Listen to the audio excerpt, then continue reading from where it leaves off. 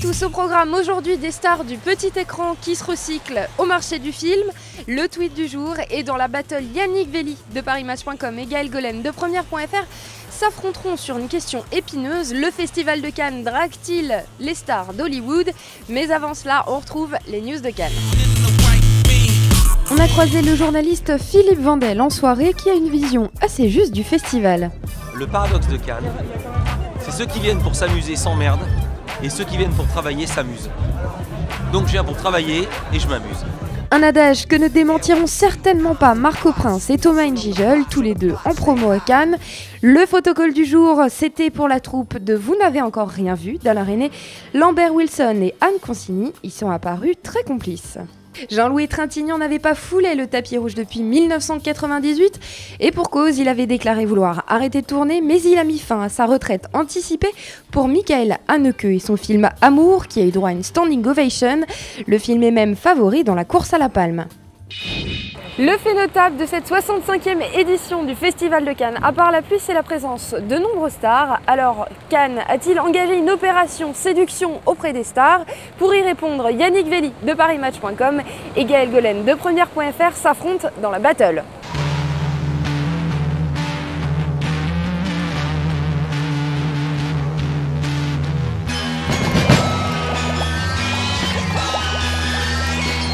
Non, c'est vrai, le Festival de Cannes, c'est d'abord le cinéma d'auteur. Nous, on attend le nouveau Hong Sang-soo, le nouveau Kiarostami, le nouveau Moon-gyu.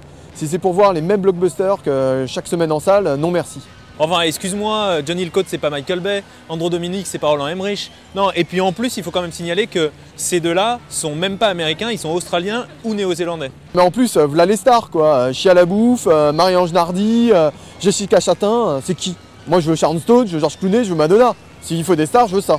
Mais t'inquiète pas, elles arrivent les stars, t'inquiète, regarde, demain Brad Pitt, ensuite Kristen Stewart, et puis on va finir avec Nicole Kidman. Donc les stars américaines, elles sont là. Et pas pour des blockbusters, pour des films d'auteur. Gaël, Yannick, ça suffit. Merci messieurs. Demain, on parlera d'Alain Resnais, 90 ans, il est le doyen des réalisateurs en compétition. Cette année, la question est justement, faut-il imposer un âge limite aux réalisateurs? La réponse demain, mais tout de suite, on retrouve le tweet du jour. Le tweet clash du jour nous vient de la chroniqueuse Sophia Aram. Moi, je serai jamais une princesse, de toute façon, j'ai un anus et je pète. Une allusion très classe à la déclaration de Bérénice Bejo sur la prédisposition naturelle des femmes à être infirmières ou maîtresses de cérémonie.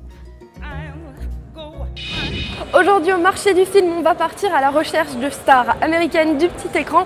Alors suivez-moi dans l'univers d'Hollywood et des séries B.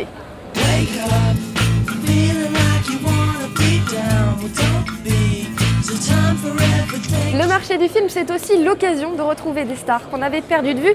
Et nous, on a retrouvé Dylan, oui, Luc Perry, souvenez-vous, le bad boy de Beverly Hills, toute notre enfance.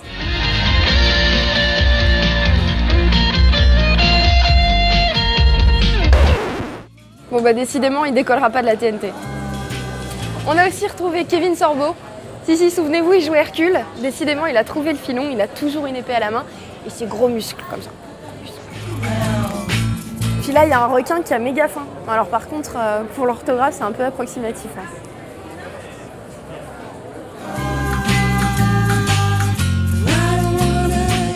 On a aussi retrouvé Dominique Purcell, si c'était le mec dans Prison Break, sauf que là maintenant il a une moustache, mais il n'est pas du tout dans le rôle de Freddie Mercury, il est visiblement dans un film policier, alors on espère qu'il va s'en sortir. Prison, s'en sortir.